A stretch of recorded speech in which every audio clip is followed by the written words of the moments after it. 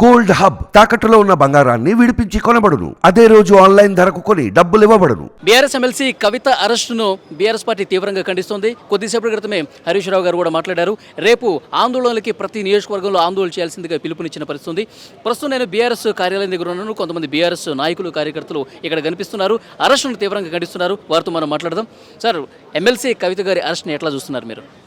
ఈరోజు అక్రమంగా కవితమ్మ గారిని అరెస్టు చేయడాన్ని యావత్ రాష్ట్ర ప్రజానీకమంతా తీవ్రంగా ఖండిస్తున్నారు. రాజకీయ కుట్రలో భాగంగా అరెస్టు చేసిండ్రు.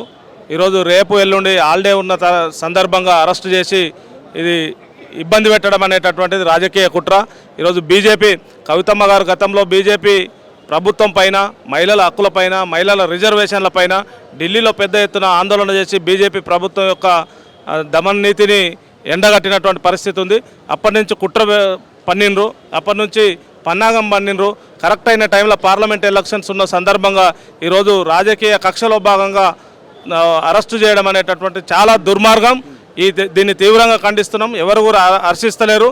ఈ బీజేపీ ద్వంద్వ వైఖరిని, ఈడీ, సిబిఐ వీళ్ళ దాడులతోటి ఈ రాజకీయ కుట్రలు చేయడం అనేటటువంటి తీవ్రంగా ఖండిస్తున్నారు. సరే, గతంలో కూడా చాలాసార్లు నోటీసులు ఇచ్చినప్పుడు విచారణకు సహకరించలేదు. ముందస్తుగా అనుకున్న కార్యక్రమాలు ఉన్నాయి కాబట్టి విచారణకు రాలేకపోతున్నారని చెప్పారు. సో ఇక చేసేదేం లేక ఈడీ అధికారులు డైరెక్ట్గా ఇంటికి వచ్చి సోదాలు చేసి అరెస్ట్ చేశారంటున్నారు. ఇది 100% 100% తప్పండి. ప్రతి సందర్భంలో కవితమ్మ గారు ఇక్కడైనా ఢిల్లీలో అయినా ఎక్కడైనా సపోర్ట్ చేసింది. విచారణకు సానుకూలంగా ఉంది. విచారణకు అనుకూలంగా ఆమె అన్ని విషయాలలో సహకరించినటువంటి పరిస్థితి మనందరికీ తెలుసు.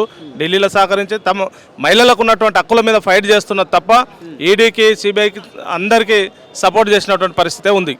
ఇప్పుడు ఢిల్లీ వెళ్ళి ధర్నాలు చేస్తున్నారు, జంతర్ మంతర్ దగ్గర దీక్షలు చేస్తున్నారు, రిజర్వేషన్లు కావాలని చెప్పేసి. దానికి టైం ఉంటుంది కానీ ఇక్కడ విచారణకు కవిత గారికి టైం లేదని చెప్పి కొంతమంది క్వశ్చన్ చేస్తున్నారు.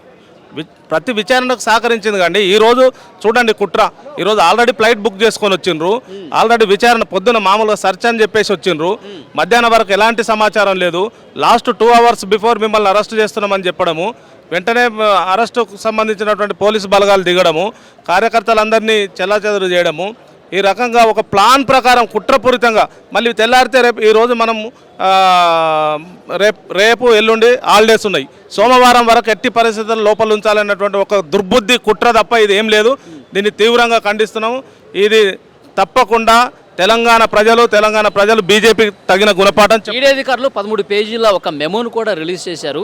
లిక్కర్ స్కామ్కి సంబంధించి కవిత గారి పాత్ర ఉంది. సౌత్ గ్రూప్గా ఏర్పడి 100 కోట్ల లావాదేవీలకు సంబంధించి మా దగ్గర పూర్తి స్థాయిలో ఆధారాలు ఉన్నాయి కాబట్టి ఇవాళ అరెస్ట్ చేశామని చెప్పేసి స్పష్టంగా ప్రకటన చేశారు. అదంతా తప్పుడండి. ఆల్రెడీ ఆమె డైరెక్ట్ ముద్దాయి కాదు, సాక్షిగా మాత్రమే పేరున్నది.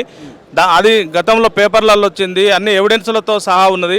ఓన్లీ ఇది కేవలం కుట్రపూరితంగా చేసినటువంటిది మాత్రమే తప్ప వేరేది లేదు. రాజకీయ కుట్రను రాజకీయంగా ఎదుర్కొంటాం, న్యాయబద్ధంగా ఎదుర్కొంటాం. అందరి సపోర్టు కేసీఆర్ గారి కుటుంబానికి, కవితమ్మ గారికి తెలంగాణ ప్రజల సపోర్ట్ ఉంటుంది. తప్పకుండా దీన్ని ఎదుర్కొంటాం రాజకీయ క్షేత్రంలో. Thank you.